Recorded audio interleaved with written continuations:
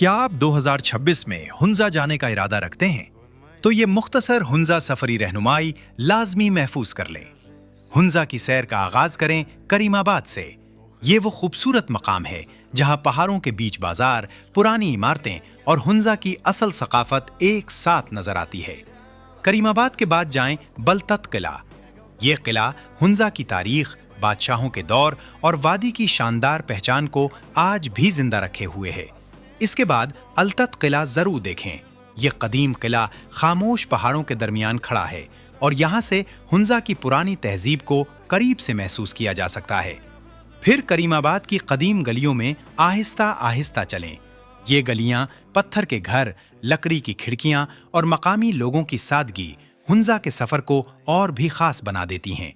इसके बाद दोईकर जाएं। यहाँ से हुंजा का सूरज गुरूब होने का मंजर ऐसा लगता है जैसे पूरी वादी सुनहरे रंग में डूब गई हो।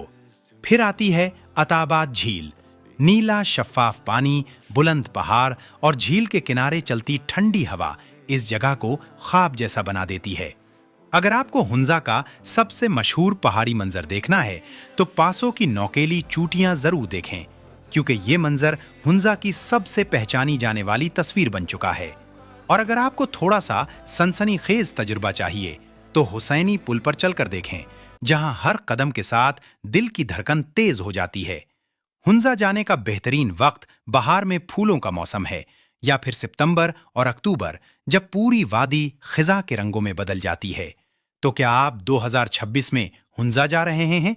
ये रहनुमाई महफूज करें और मुकम्मल हुंजा सफरी रहनुमाई के लिए घूमो फिरो 360 को सब्सक्राइब करें।